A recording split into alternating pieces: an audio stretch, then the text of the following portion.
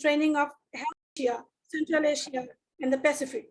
Professionally, Dr. Kaur offers consultation on rural health, health education, and health systems to national and international organizations. He has been professionally associated with WHO, SEARO, UNAIDS Geneva, WHO Bangkok, East-West Center Hawaii, UNESCO Bangkok, IIM Bangalore, Save the Children Australia, and many other important governmental and non-governmental organizations. In addition, he has also served as a project reviewer in the ICMR Project Committee on Non-Communicable Diseases and a member of the Research and Thesis Evaluation Panel at TIS Mumbai, NEPA, New Delhi. He has been a member of several review committees, Institute of Health, Government of India. He has been the coordinator for the Organization of International HTA Advocacy with the support of Global Health Strategies USA and UNICEF since 2018. In addition, he also served as an active board member of the Institute of Politics and Economics since 2015. As a public intellectual, Professor Kaur has received many policy fellowships from agencies such as WHO and East-West Center Hawaii, USA. WHO CRO recognized him for extraordinary dedication during the emergency and rehabilitation for his contribution in the aftermath of Gujarat earthquake in 2001. He was recently awarded lifetime membership to the prestigious Indian Institute of Public Administration in recognition of the achievements and contribution to public policy through research and advocacy program. I again welcome you, sir. And may I request you to start your speech? Thank you. Thank you very much. Thank you. Am I audible? Yes, sir. Okay. Can you allow me please to share the screen? It will be done by the organizer, sir. Yes. The screen sharing is not yet permitted. Okay, Deepan sir, please allow sir to share his screen. Okay.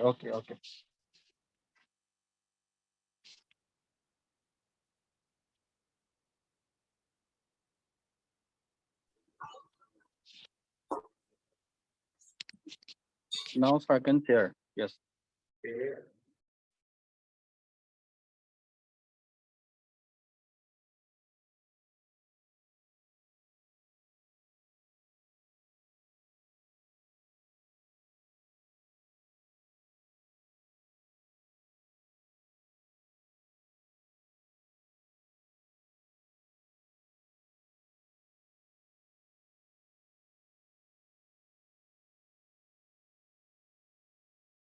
Yes, very good afternoon.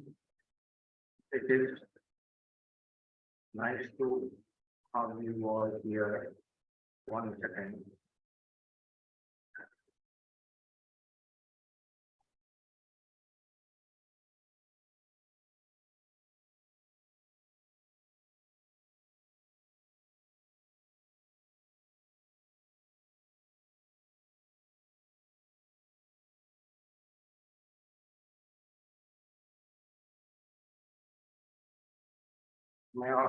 Is it visible?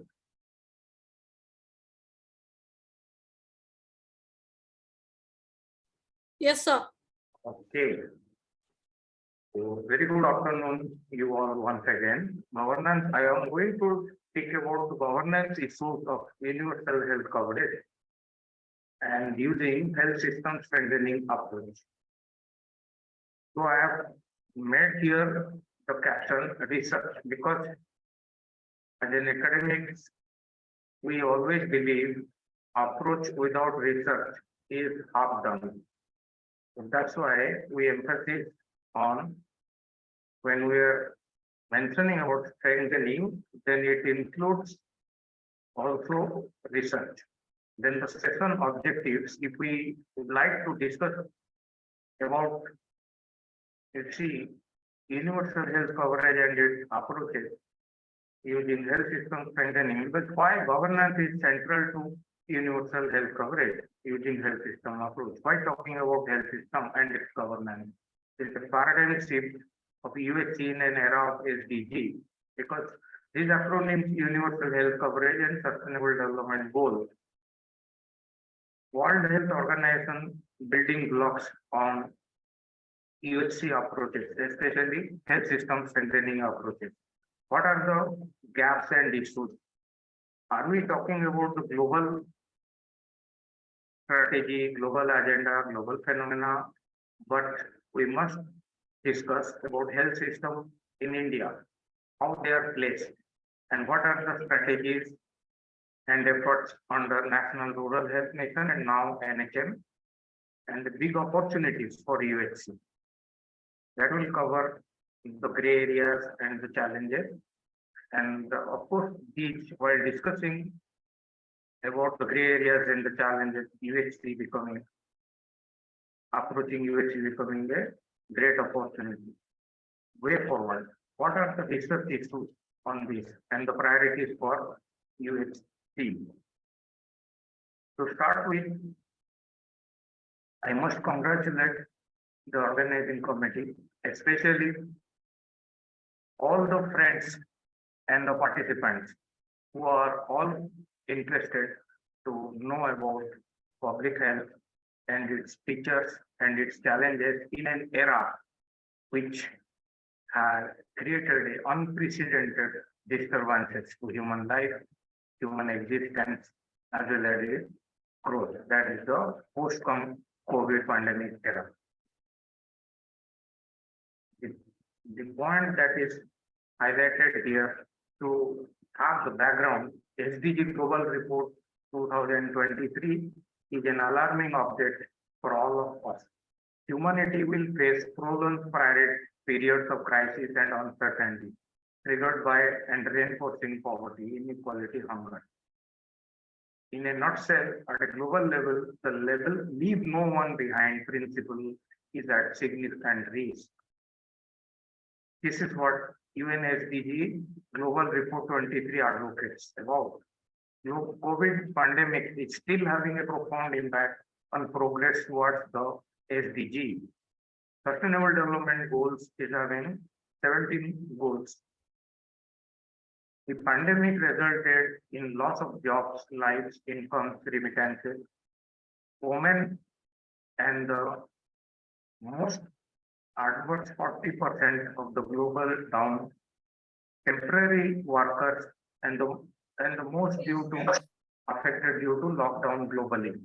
For the first time, global military expenditure exceeds $2 trillion US. Ukraine war. UNSDG strategy put forward an organizing framework of 6 entry points: transformation, human well-being, capabilities, sustainable and just economy, sustainable food system, healthy nutrition patterns, energy decarbonization with universal access, urban and peri-urban development, and the global environmental commons. This is what 2019 Global Sustainable Development Report. We have to go a long way beyond 2030, maybe by the end of 2050, to achieve the goals as set by UNSDG. This is equally alarming for all of us. Within this context, within this backdrop, we will have an introduction about where India in an era of SDG. An insecure India without fulfilling human development entitlement for its majority of citizens. Continental Europe and East Asian countries spending more on public system expenditure on human development and health. Inability of institutions of policymakers with public systems to address 4 issues of human development: health, education, livelihood. Malnutrition is a national shame, lowest ranking in HDI. Unprecedented COVID-19 global health crisis, overwhelming public health system.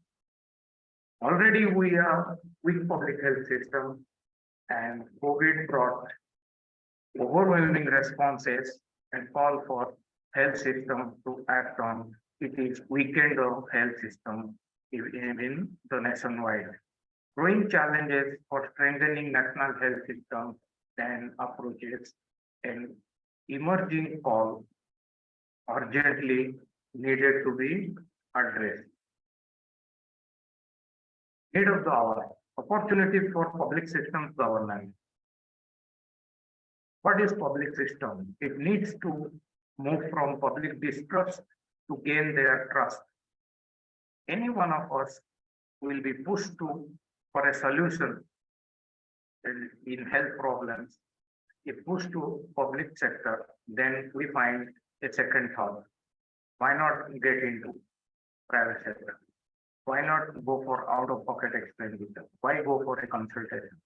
So the third world, especially India, suffer from public distrust. Public system need to move from these public distrust. That's why we see very often the out-of-pocket health expenditure, maximum counseling, maximum medication, maximum treatment, and maximum hospitalization are the trends and features for which boards suffer from a lot, and public distrust is much evident. 60% of India's villages having a population less than 1,000. Most of its villages are scattered. An urgent call for decentralization. Where we are today, it calls for a decentralization. Inclusive policy, development decision, and planning, effectiveness in decentralized governance. Addressing issues of human development and social determinants in public health. The public health is no more the responsibility of health department only. Public health is more intersectoral when we discuss about its action. It is more interdisciplinary when we discuss about its discipline. It is multidisectoral when we discuss about reaching out to multiple stakeholders, and it is transdisciplinary when we are affected by a global pandemic like COVID-19.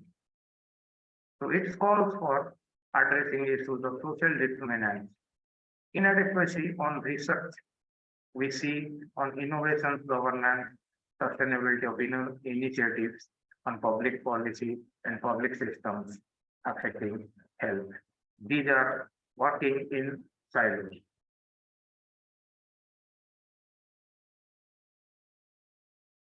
Trends of public systems in India. We cannot undermine public systems only the cause of distrust, but there are enormous strengths in this public system. Well-groomed and efficiency, bureaucracy, exposure on comparative learning and excellence of continental experience in health and human development. If you see the entire continental countries and Asia Pacific countries are spending more than 8 to 11% of their GDPs on public health and public systems. Exemplar in organizing election systems. We are the world's first declared green election system, where the planning, monitoring, transparency, accountability, well-designed and well-lit network. National programs and missions like MNREGA, NHM, PDS, RSBY, TMSSY, RT, NNM, NLM, and road railing for COVID pandemic, handling COVID pandemic. Political leadership encouraging substantially through NHM with the inclusion of additionality for support systems and functional health systems strengthening. As a result, IMR decreased 68 to 42. More than 13 million women ensuring delivery and more than 600 newborn receiving care in district health system with polio eradicated successfully. Effective handling of RNT, CPTV control and HIV through NACP. What and why of public systems? If you recollect, national reality, a paradigm shift from health for all to SDG. When the country got independent, since independence, we will have the challenge of health services delivery must reach out to all. We had an Almaty Declaration for Health for All by 1978, when the health services must reach out to all and especially targeting the poor. That's why world's largest health care organizations or health manpower development organizations who are in the public systems in India. But the challenge since independence were health service delivery, but now it is through MDG, Millennium Development Goal, and SDG era, it is health system strengthening, make people partner in the process. That's how the paradigm shifts. Make citizens engage with the public system, public health system. Public health system must use the health system strengthening approach. It is not health service delivery only the challenge as it used to be since independence. We'll discuss that in greater detail. Challenges and importance of health system, health sector reforms. Health sector calls since early 90s, 1993 World Development Report brought out 3 recommendations for the governments to address health system reforms. The first one, make private sector and other social sectors like civil society organizations equally important in addition to the public sector organizations in health in partnering with government. Number 2, create adequate infrastructure for growth and expansion of private sector as well as civil society sector in the health field. And number 3, make partners with competent corporate and partner, make them partner in the process of health system development. These 3 recommendations are the framework for health sector reforms. We'll be detailing this in later slides. Health systems in India, an effort under NHM, which advocating for 2 major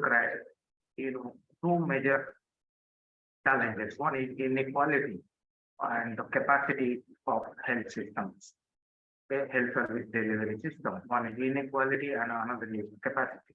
If we address these 2 within the framework of health system strengthening approach, that is the benchmark and that is the framework of National Health Mission. Though it is called National Health Mission, now it began with National Rural Health Mission. Health system crisis in COVID-19 pandemic. We have all witnessed how COVID pandemic thrilled the world, including India. And there were many lessons we learned and many concerns we need to prioritize. Agenda ahead, strengthening priorities for health system development and research. Why discuss health system in post-COVID pandemic?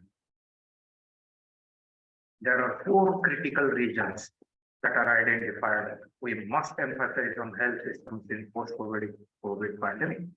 What are these? The COVID pandemic has exposed the inadequacies in health systems worldwide. Please remember, NRHM we brought in 2005 and COVID pandemic came in 2019. After 14 years, even crossed the MDG era and the midway of SDG era, COVID sets in globally.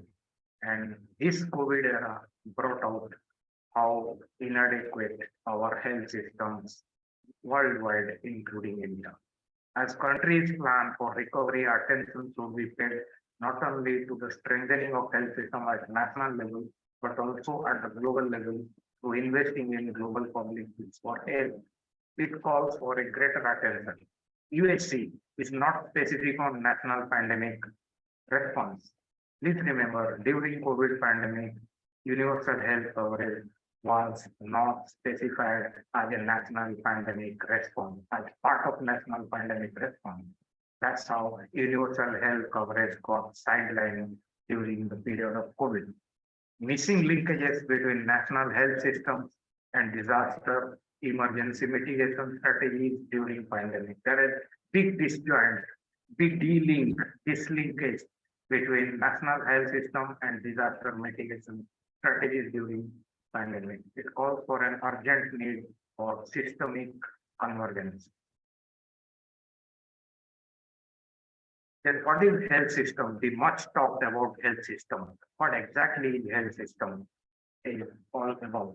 Health system is all about organizations or institutions, people and actions whose primary intent is to promote, restore and maintain health.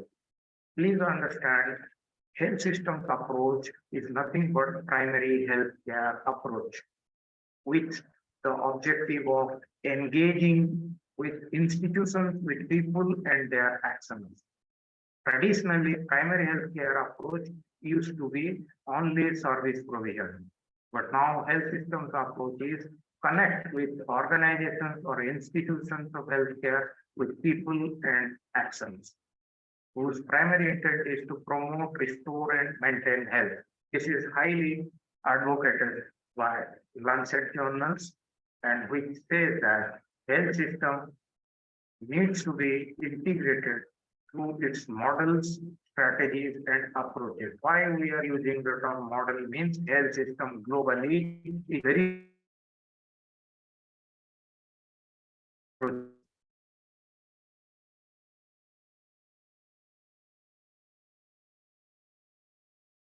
and it has its approaches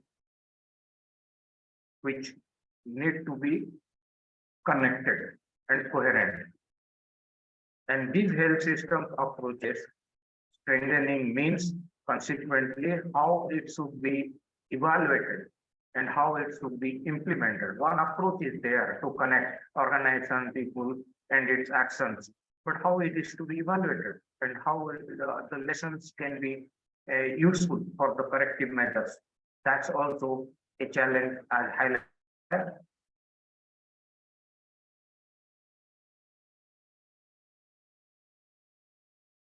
It is both. It is a single definition and multiple dimensions, both how programmatically it includes intervention, inputs, processes, policies, etc., leading to outputs, outcome, and impact.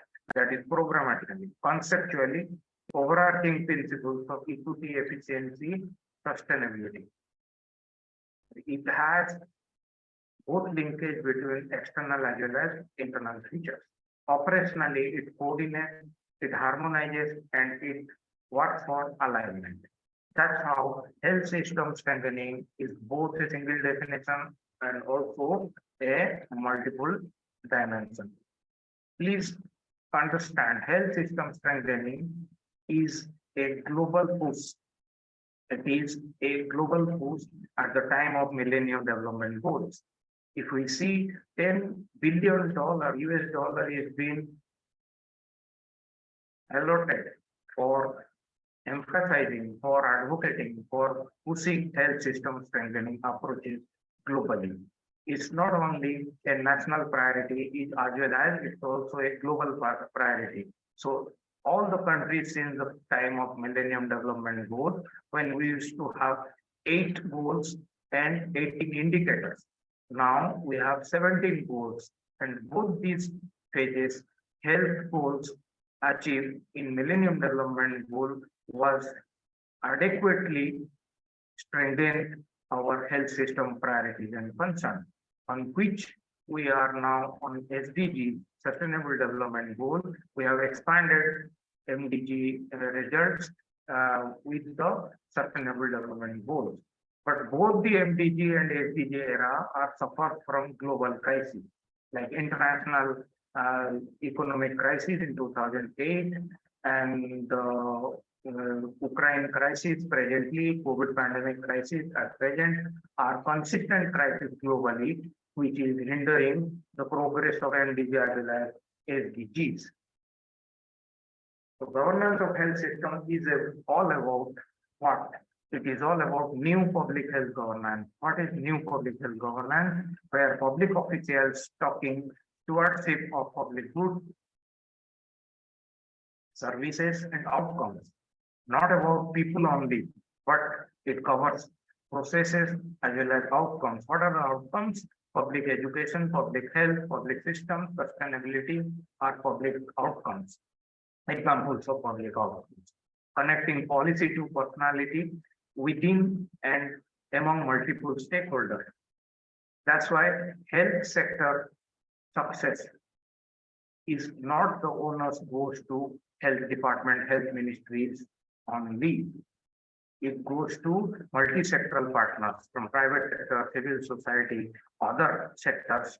Often it is called non-health actors sectors, whose as well as strategies and stakeholders are often contributory in addressing social determinants as well as which are central to the achievement of health department or health ministry's outcomes. So connecting for people to personality within and among multiple stakeholders is the essence of governance, performance focused approach and outcomes. We have to do better with citizen engagement, community participation actively. It's not like government offering and we are in the queue. It's not like that is called passive participation, but active participation always indulge community in its decision taking, planning, designing, monitoring, and performance appraisal as well as assessing its outcomes for a long term as well as short term impact. That's called active participation of community, demanding accountability and functional health system in place. So these are the ingredients of public health governance. We will discuss in greater detail. Prior to this, what are the health systems approaches as WHO health system strengthening framework are looking about? It is talking about three major components, having 6 components in the left.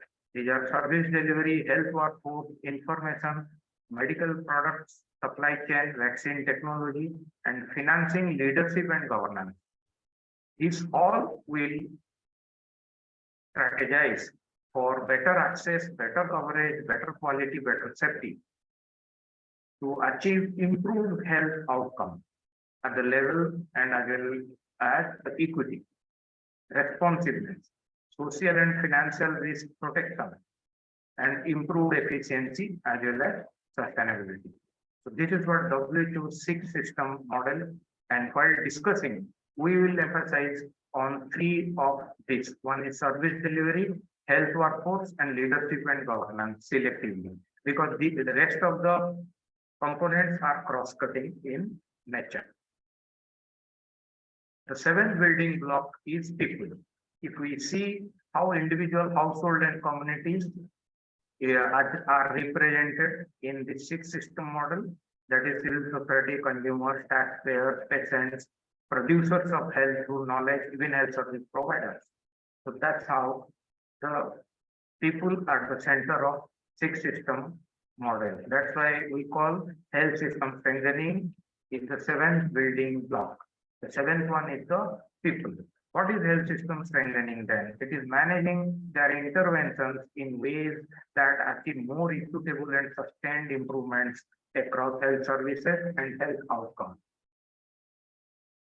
Connecting services with outcomes is the purpose of health system strengthening approach. Beyond a single disease, how it affects, beyond a single, we cannot focus on pandemic only. We cannot focus on AIDS only, TB only, malaria only. It has to go beyond AIDS, TB, malaria, pandemic, system strengthening. That's called health system strengthening. Beyond a single building block, it should go beyond a single building block. It's not focused on leadership, governance, or financing, or health manpower, or service delivery, or supply chain. It has to go beyond. These building blocks are interconnected and interlinked and facilitate capacity of for health facility and ensure country ownership and contextualized locally. Because country ownership in health system approach varies from countries to country. Health system is very different in a country that is giving mandate for health infrastructure development. But it is very different in a country which is giving more mandate to the disease specific approaches. So we will see how this multiple challenges making and contextualizing health systems locally.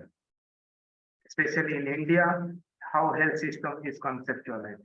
Next, if we put National Rural Health Mission at the center, disease control and reproductive child health, health system strengthening are different,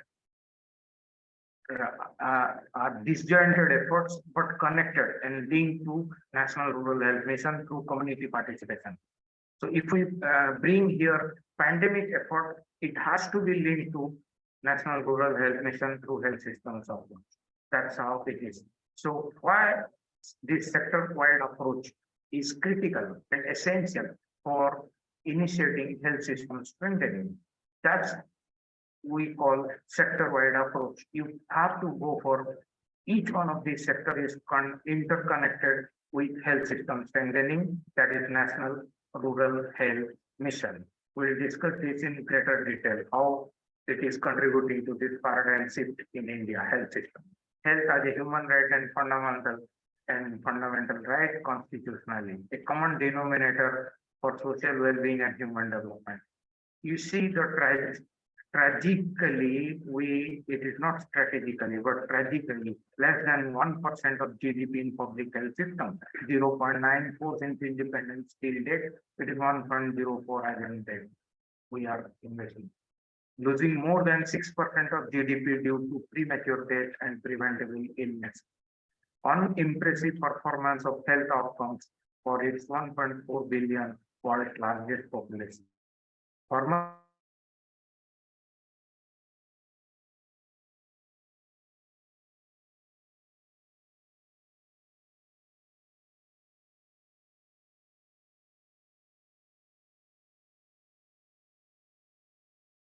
weakness in health system.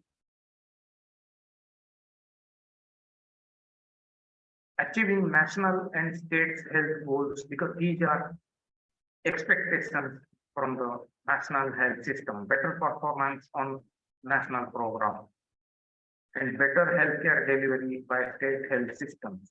National programs address only about 25% of all morbidities. States have to address the major part of this. Adequate and effective human resources for health in mobilizing support for policies to programs.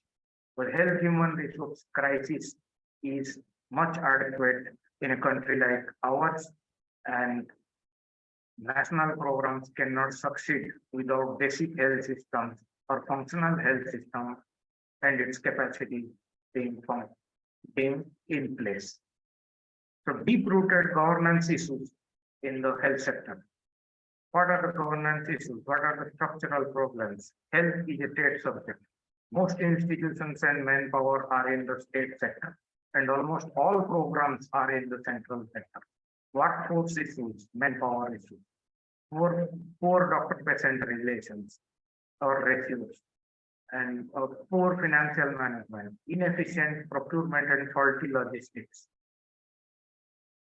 inadequate in health management information system, poor community participation. Means community participation is very active.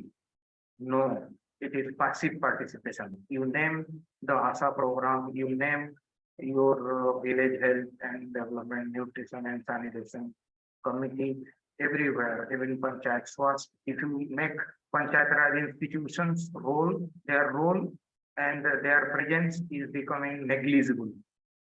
Okay, ineffective IEC, no understanding of BCC and IPC, interpersonal communications. Capacity building of systems and strategies were not in place. So these are the governance concerns and the problems in health sector. In brief, National Rural Health Mission, now it is National Health Mission, is the journey continuing with principal strategies and outcomes on health system strengthening. What it's calling for, what it is emphasizing about, presents a large increase in funds being made available, represents a commitment to strengthening and making the public health system work. Because National Rural Health Mission brings out an additionality.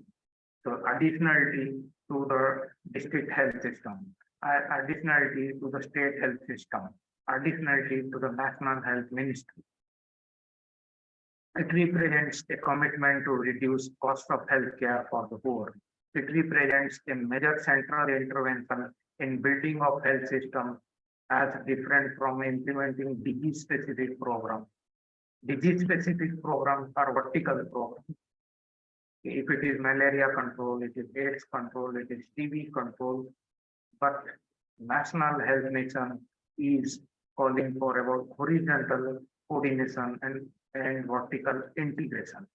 Lot of it is well recognized principles, but is going to take a huge amount of capacity building and technical assistance input to ensure successful outcomes.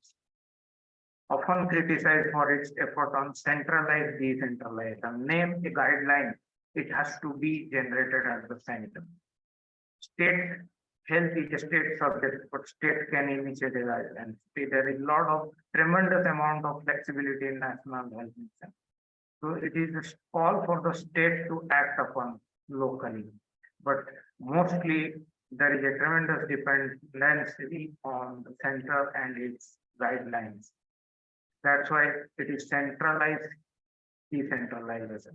Attainment of UHC is very critical.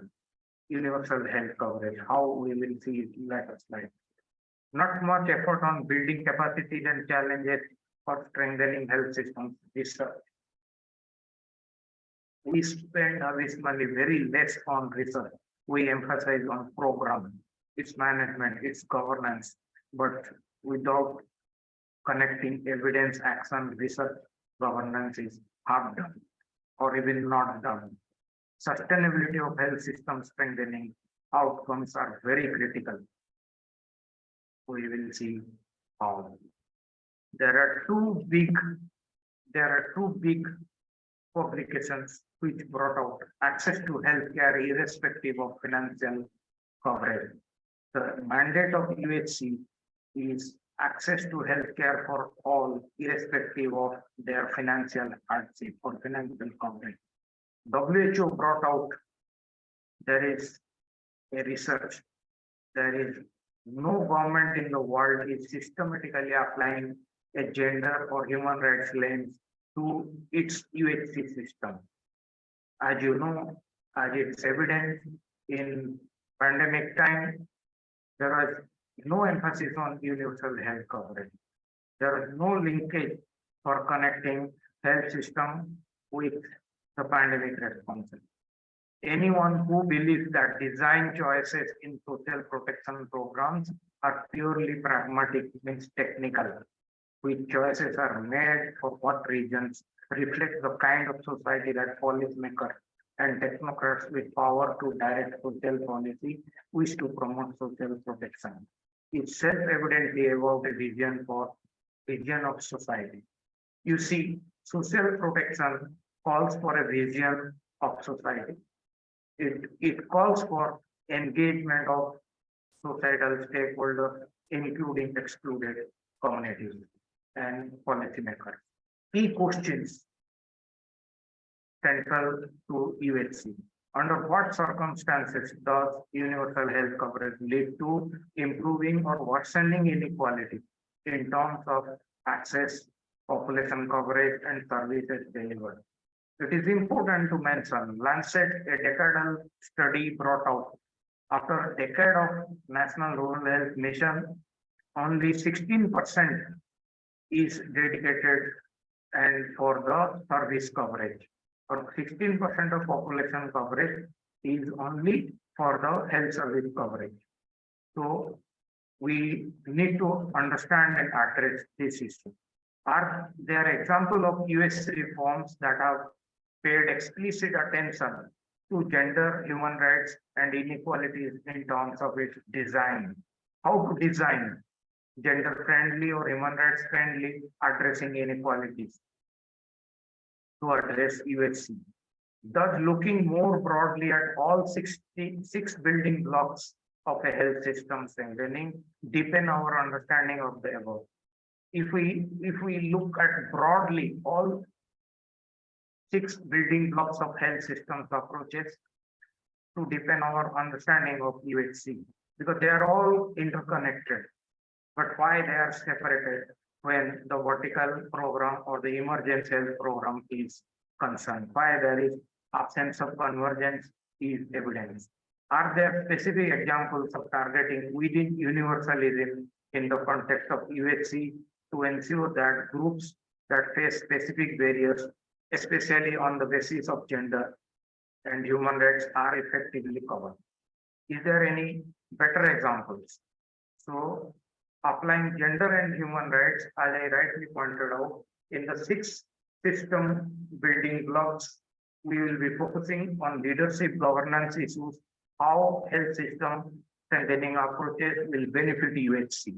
If we address leadership governance issue, if we address health services issue and health workforce issue, these three issues are discussed now in greater detail. Who defines health financing, including insurance policies? Are women and disadvantaged from the marginalized and vulnerable populations included in this decision-taking process? This is a question as well as an approach. To what extent are there policies in place guiding health services to be more gender responsive, to more rights-based in their approach? Do they have review procedures to ensure follow-up? What are current regulations and policies sensitive to gender-specific services? Treatment of safe abortion, comprehensive sexuality education which affect access, and how does this impact on women and girls from marginalized groups? So that's how, so these are the questions as well as approaches which will touch a sense of covering UHC approaches for addressing health system strengthening. UHC for addressing health system strengthening of health services. Do services packages including comprehensive range of sexual reproductive health services, which are mostly needed by women, girl, child, and adolescent. That's how the beneficiaries are aware of their service entitlement. Do they pay attention to privacy and confidentiality?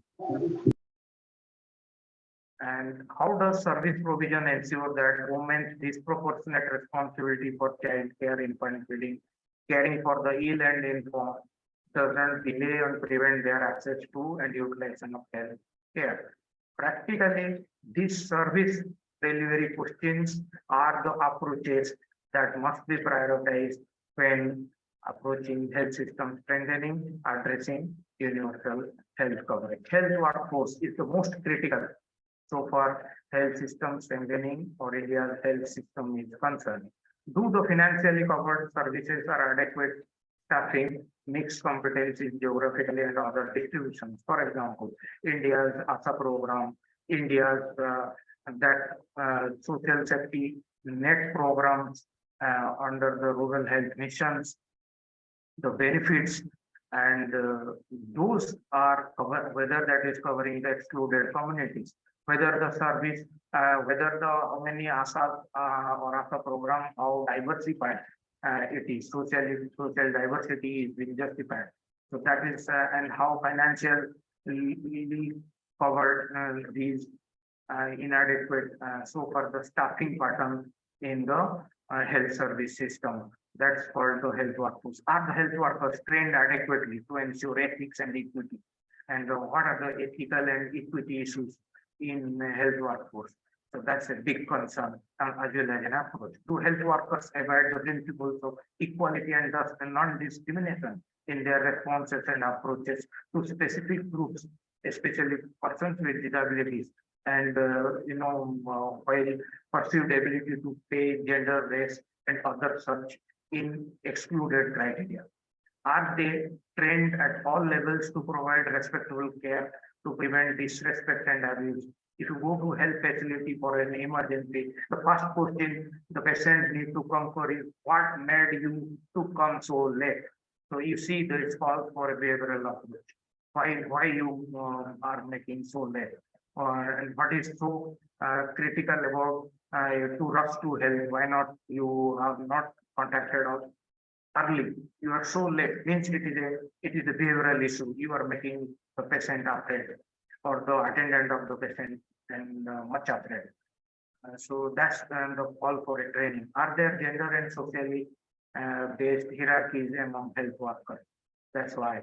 And this is also called for looking after. If you go to a labor room and there is a big colonial hierarchy as evident, that the doctor, the staff nurse, and the dyes, and the who dyes are the immediate contact to the women under in service, women in pain, but they are not the vocal and they are not the responsive.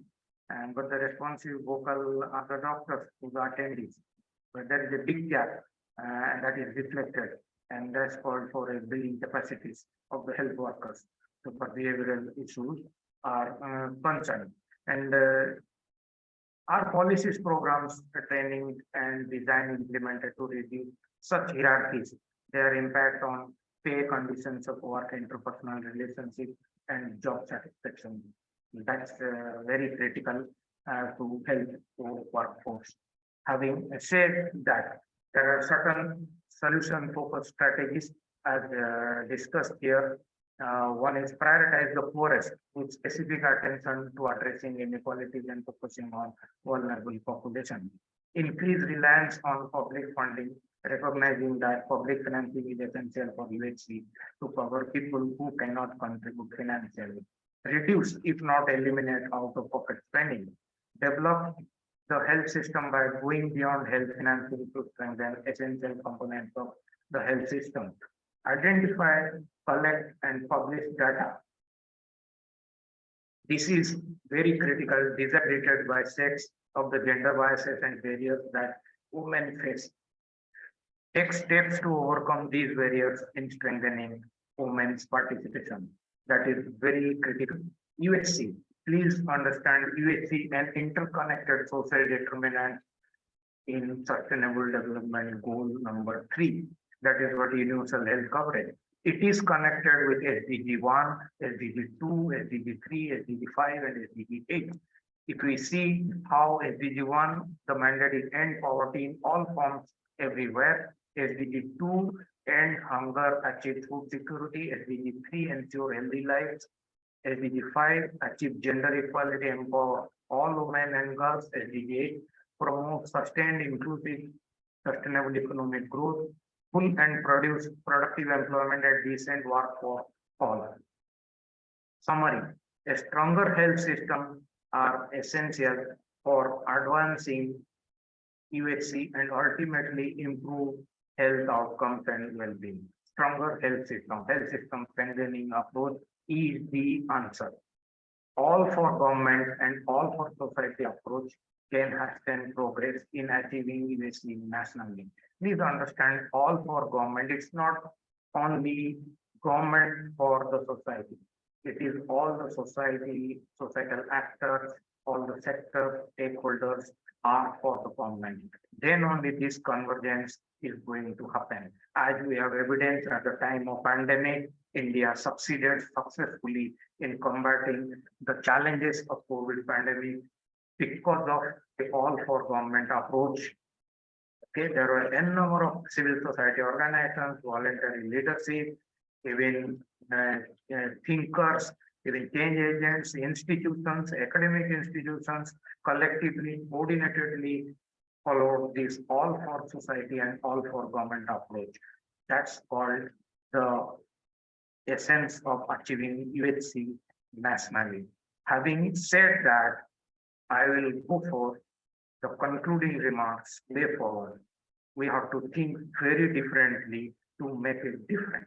It's UHC for affordable, accessible, quality healthcare for all while addressing shortcomings of health systems locally. Please understand, we have discussed health system challenges globally and nationally, but it has to be addressed, health being a state subject, it has to be addressed locally. Health system prescriptions can never be same for Manipur, that to Kerala, that to Rajasthan. It has to be state specific, it has to be district specific, health being the state subject. Establishment and operationalization of National Medical Corporation, a centralized procurement and decentralized distribution system for free access to generic medicine, as Tamil Nadu Medical Service Corporation and Rajasthan and many more states joined under NHM are on deck. Emphasis on evidence-based policy and research on health system development. We need to connect evidence with action and research. Then only health systems development will be a felt reality. More spending on public health, 3% of GDP is advocated. Decentralized planning and governance of health system much depend on the state health system as well as localized health system. It has to be decentralized locally, not centrally decentralized. Opportunities for new India. Inclusive social policy in new normal is critical for achieving USC for healthy India. Convergence of national health system and disaster emergency mitigation strategies during pandemic and urgent need for systemic convergence for achieving UHC. Pandemic and disaster calamities, okay, natural and all are an ongoing phenomena, but it has to converge with health system in the state locally for achieving UHC. It can't be disjointed or effort in silos. Sustaining the effort on national health mission and social determinants of human development. Decentralized accountability and governance is much advocated.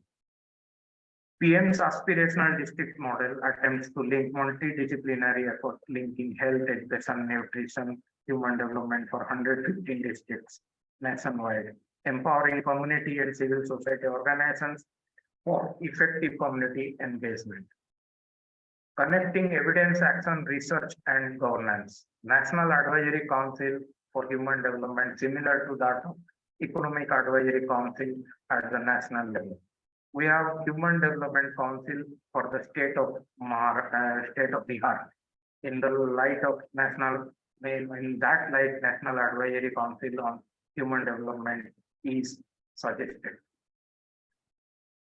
And this will create better coherence and better governance of opportunities for making all for government and all for society approach and making accountability more evident. A comprehensive national policy for human resources is essential for achieving UHC.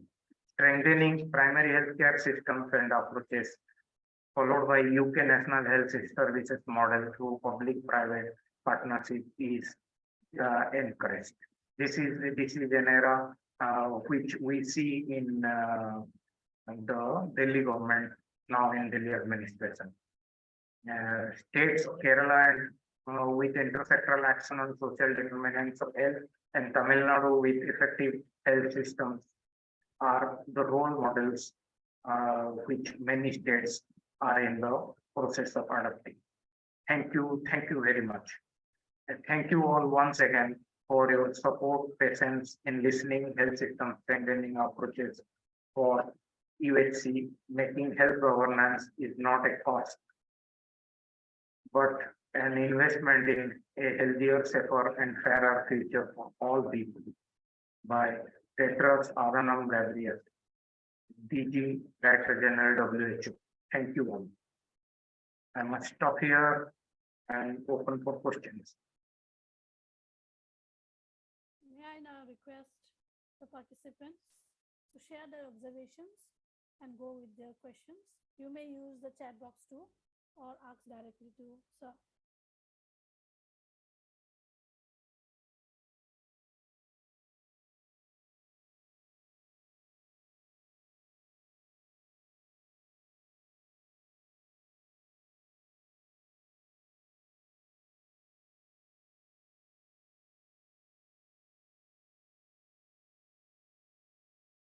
Is there any questions, please, from the participant side? Hello. Hello. Yes. Hello, may I request the participants to go with their questions or observations? Yes. Welcome.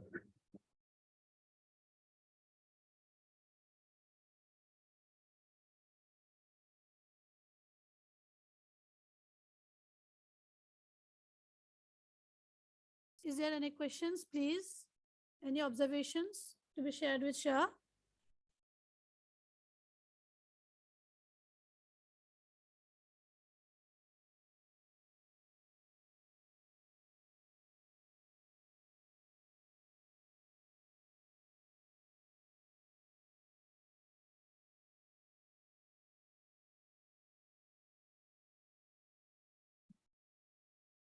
Hello, Dipan sir.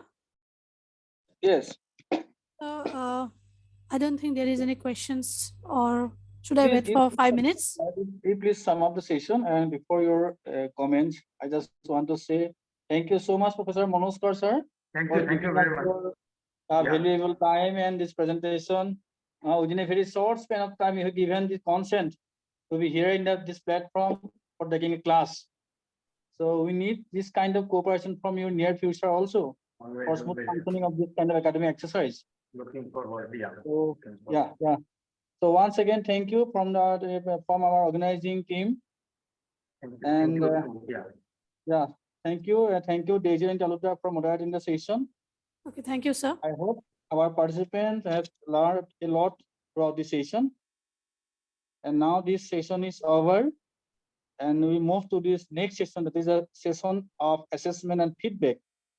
So we'll be given this feedback link in the group, as well as in the chat box. Please fill up this, and after fill up in this form, you can leave the group. Thank you. Thank you. Thank you, Dr. Thank you, sir. Thank you. Yeah.